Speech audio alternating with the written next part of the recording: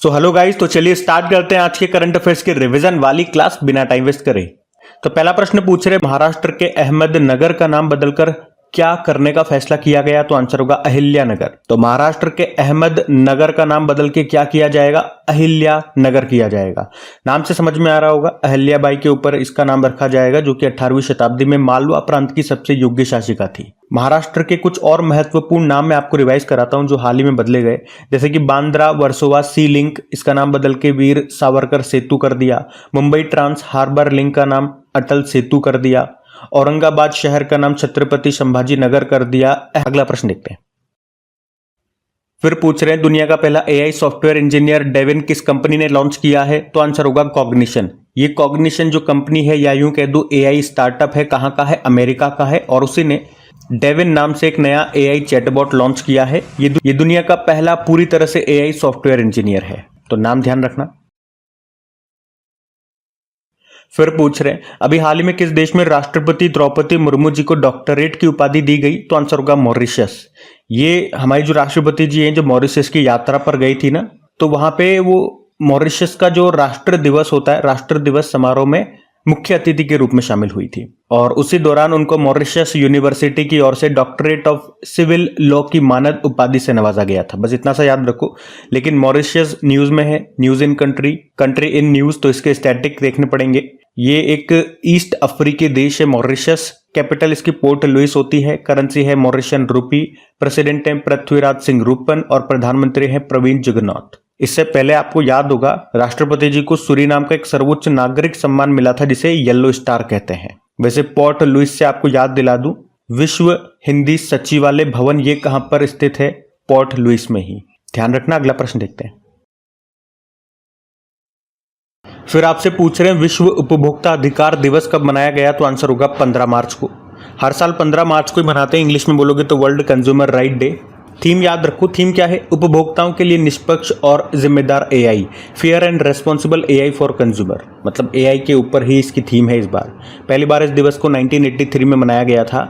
एक राष्ट्रीय उपभोक्ता दिवस भी याद रखना, जो हम भारत में मनाते हैं, नेशनल कंज्यूमर राइट डे, वो 24 दिसंबर को होता है। और वैसे 15 मार्च को एक और दिवस होता है, अंतर्राष्ट्रीय इस्लामोफोबिया दिवस, ये भी ऐड करना। फिर पूछ रहे, भी इजराइल वॉर डायरी नाम की बुक को किसने लिखा? तो आंसर होगा विशाल पांडे ने। तो पत्रकार हैं विशाल पांडे, और इन्होंने ये बुक लिखी है जिसका नाम है इजराइल वॉर डायरी। आप समझ पा रहे होंगे इजराइल और फिलिस्तीन के बीच में जो युद्ध है, उस दौरान पत्रकारों की क्या भूमिका रही है, इसके बारे में इस बुक में बताया गया है। फिर पूछ रहे हैं, भी भारत के पहले इंडोर एथलेटिक्स स्टेडियम का उद्घाटन कहां पे किया गया? तो आंसर होगा भुवनेश्वर में। इंपॉर्टेंट क्वेश्चन मार्क करना। तो उड़ीसा की कैपिटल है भुवनेश्वर, और वहीं पे आपको कलिंगा स्टेडियम मिलेगा, जहां पे भारत के पहले इंडोर एथलेटिक्स और जलीय केंद्र का उद्घाटन किया गया। तो यहां से एक और स्टैटिक प्रश्न आपका क्लियर हो जाता है कि कलिंगा स्टेडियम कहां पर है? भुवनेश्वर में है। ये प्रश्न याद रखना, एग्जाम में पूछा जा चुका है। फिर आपसे पूछ रहे हैं, अभी समुद्री सुरक्षा बेल्ट 2024 नाम का एक अभ्यास है, इसका आयोजन कहां पे किया गया? तो आंसर होगा ओमान की खाड़ी में। एक्सरसाइज का नाम है समुद्री सुरक्षा बेल्ट 2024। ये एक त्रिपक्षीय अभ्यास है, एक नौसेना अभ्यास है। त्रिपक्षीय मतलब 3 सेनाओं ने इसमें हिस्सा लिया। नौसेना का अभ्यास है, नेवल एक्सरसाइज है। कौन कौन सी 3 सेनाएं थी? चाइना, ईरान और रशिया। कहां पे हुआ? ओमान की खाड़ी में। थीम थी शांति और सुरक्षा, पीस एंड सिक्योरिटी। फिर आपसे पूछ रहे, अभी हाल ही में चर्चा में रही एक राष्ट्र एक चुनाव पर उच्च स्तरीय समिति की अध्यक्षता किसने की थी? तो आंसर होगा रामनाथ कोविंद ने। एक्चुअली में वन नेशन वन इलेक्शन के लिए भारत सरकार ने एक समिति बनाई थी। किसकी अध्यक्षता में? रामनाथ कोविंद, जो कि हमारे पूर्व राष्ट्रपति रहे थे। ये 8 मेंबर कमेटी थी, और एक्चुअली में अभी इस कमेटी ने अपनी रिपोर्ट हमारी जो वर्तमान राष्ट्रपति हैं द्रौपदी मुर्मू जी, उनको सौंप दी है। और इसमें क्या कहा गया वो मैं आपको बताता हूँ।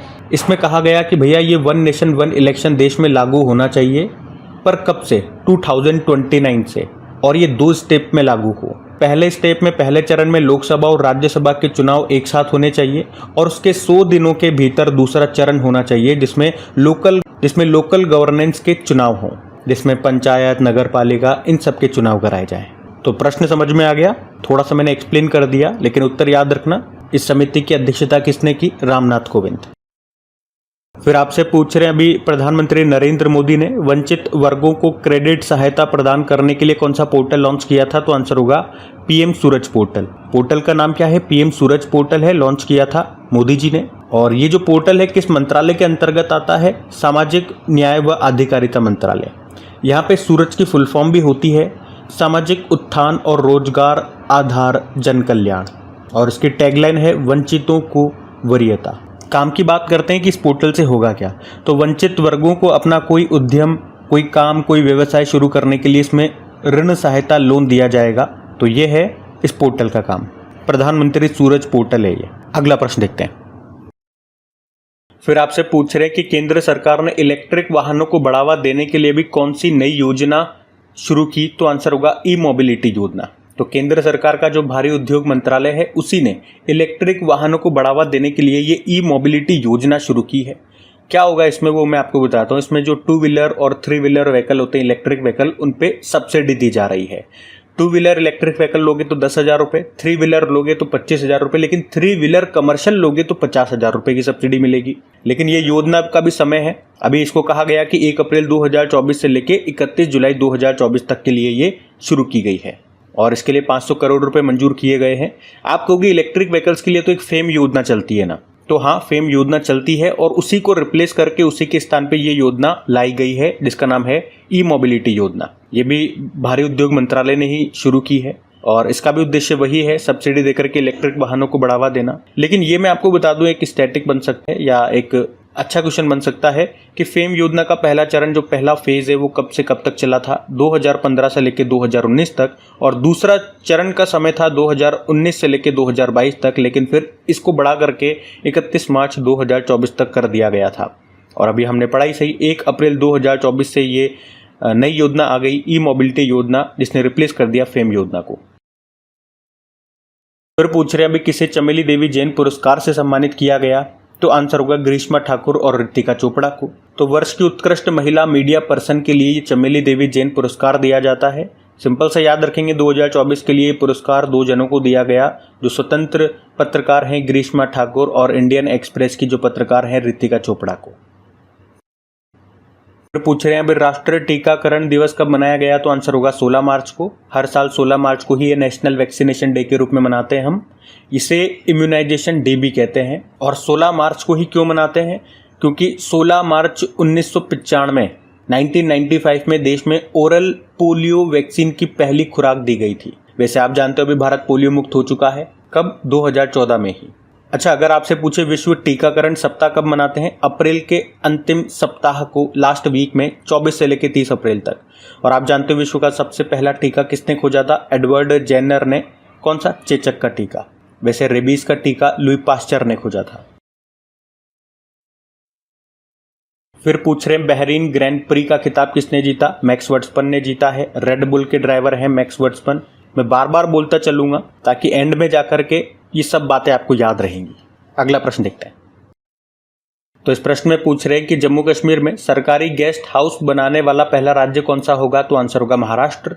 तो महाराष्ट्र सरकार ये कश्मीर में महाराष्ट्र गेस्ट हाउस का निर्माण कर रही है।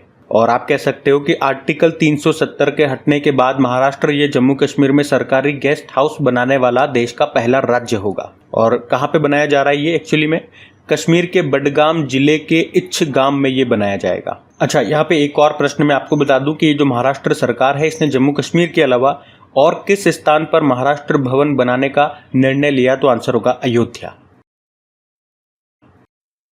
फिर पूछ रहे प्रसार भारती के नए अध्यक्ष कौन बने? एनके सहगल बने। इंपॉर्टेंट क्वेश्चन है। किनका स्थान लिया? ए सूर्य प्रकाश का। और इस तरह से वे प्रसार भारती के 7वें अध्यक्ष बन गए हैं। उनका कार्यकाल 3 साल या 70 वर्ष, जो भी पहले हो वहां तक होगा। प्रसार भारती की अगर बात करें तो ये एक वैधानिक स्वायत्त संस्था है और ये देश का सरकारी प्रसारण केंद्र है, जिसकी स्थापना हुई थी 23 नवंबर 1997 में। और जो आप आकाशवाणी कहते हो, ऑल इंडिया रेडियो और दूरदर्शन, ये इसके ही प्रमुख घटक हैं। अच्छा, वैसे प्रसार भारती के पहले अध्यक्ष कौन थे? निखिल चक्रवर्ती थे। और इसके मुख्य कार्यकारी अधिकारी सीईओ कौन है? शशि शेखर वेम्पटी। बाकी ऑप्शन आपको रिवाइज कराता हूँ। राहुल सिंह सीबीएसई के नए अध्यक्ष बने थे। अजय मणिकराव खालवेलकर ये भारत के नए लोकपाल अध्यक्ष बने। और किशोर मकवाना राष्ट्रीय अनुसूचित जाति आयोग national commission for scheduled caste के अध्यक्ष बने थे। फिर पूछ रहे हैं फिलिस्तीन के नए प्रधानमंत्री कौन बने, तो आंसर होगा मोहम्मद मुस्तफ़ा। और फिलीपींस के राष्ट्रपति कौन है, महमूद अब्बास है। फिर पूछ रहे हैं अभी DHL ग्लोबल कनेक्टेडनेस रिपोर्ट 2024 के अनुसार भारत कौन से स्थान पर है, तो 62। देखो ये रिपोर्ट बताती है कि किस देश की कनेक्टिविटी दूसरे देशों से कैसी है। जैसे क्या वहाँ से जल कनेक्टिविटी है, यानी कि शिप से आया जाया जा सकता है, हवाई मार्ग से यानी कि एरोप्लेन वगैरह से रोड कनेक्टिविटी कैसी है। इसे आप यूँ भी कह सकते हो कि कौन सा देश कितने देशों से जुड़ा हुआ है, उसी के आधार पर ये रिपोर्ट जारी करते हैं। और इसके अनुसार भारत को रैंक दी गई है 181 देशों में से 62 नंबर पे, और टॉप पे सिंगापुर है, यानी कि विश्व स्तर पर सबसे अधिक जुड़ा हुआ देश सिंगापुर को बताया गया, फिर नीदरलैंड, फिर आयरलैंड। अच्छा, इसके अनुसार दुनिया में सबसे अधिक जुड़ा हुआ क्षेत्र कौन सा बताया गया, तो आंसर होगा यूरोप।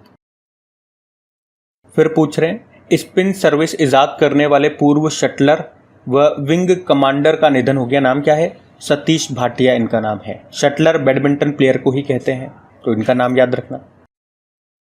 फिर पूछ रहे हैं PV नरसिम्हा राव मेमोरियल पुरस्कार से किसे सम्मानित किया गया, तो आंसर होगा रतन टाटा जी को। तो रतन टाटा जी के उत्कृष्ट परोपकारी योगदान के लिए उनको ये पुरस्कार दिया गया। और PV नरसिम्हा राव आप जानते ही हो, ये जो थे भारत के पूर्व प्रधानमंत्री रहे थे, उन्हीं के नाम पे ये पुरस्कार का नाम रखा गया है। रतन टाटा जी की अगर बात करें तो 2008 में पद्म विभूषण मिला, 2000 में पद्म भूषण, और भारत रत्न इनको अभी तक नहीं दिया गया। समझ में नहीं आता क्यों नहीं दिया गया। अभी आपको याद होगा 2023 में ऑस्ट्रेलिया का सर्वोच्च नागरिक सम्मान ऑर्डर ऑफ ऑस्ट्रेलिया भी इनको मिला था। महाराष्ट्र सरकार का पहला उद्योग रत्न पुरस्कार भी इनको मिला था, और अभी कीस मानवतावादी पुरस्कार भी इनको मिला था। चलिए बताइए किस वर्ष के लिए अभी रतन टाटा जी को कीस मानवतावादी पुरस्कार मिला था, क्योंकि 2 तो बिल गेट्स को दिया गया। रतन टाटा जी को कौन से वर्ष के लिए मिला था ये आपको बताना है। बाकी PV नरसिम्हा राव से भी एक प्रश्न बन जाएगा। 2024 में जो 5 लोगों को भारत रत्न दिया गया उसमें से एक ये भी है। बाकी अगर 4 व्यक्तियों के नाम भी आप बता पाओ तो बहुत अच्छा होगा, क्योंकि ये आपको याद होने ही चाहिए। तो लिखो कमेंट बॉक्स में, अगर लिख देते हो तो आपको याद है, अटक रहे हो तो मौका मिलेगा आपको अपनी गलती सुधारने का कि भैया मुझे याद नहीं है, फटाफट से याद कर लेता हूँ। बाकी ऑप्शन में देखो, श्रीनिवास स्वामी 2024 का IAA गोल्डन कंपास अवार्ड मिला था। अमिताभ घोष इरास्मस पुरस्कार 2024 मिला, और रिकेन यामामोटो को 2024 का प्रित्जकर आर्किटेक्चर पुरस्कार मिला था। तो आज की रिवीजन वाली क्लास यहीं तक रखते हैं। उम्मीद करूंगा सेशन अच्छा लगा होगा। कमेंट करके ज़रूर बताना सेशन आपको कैसा लग रहा है। और अगर अभी तक आपने वीडियो को लाइक नहीं किया तो प्लीज़ वीडियो को लाइक ज़रूर करना। अपने दोस्तों के साथ में स्टडी ग्रुप में यार एक बार शेयर ज़रूर कर दिया करो। मैं तो डेली बोलता हूँ, मुझे नहीं पता आप में से कितने लोग सपोर्ट करते हैं। बहुत कम लोग करते हैं, इसलिए हम ग्रो नहीं कर पा रहे हैं। तो यार मेहनत अच्छी लगती है, अगर आपको फ़ायदा होता है तो यार सपोर्ट करो थोड़ा सा। बाकी बस आज के लिए इतना ही। तो good luck and thank you.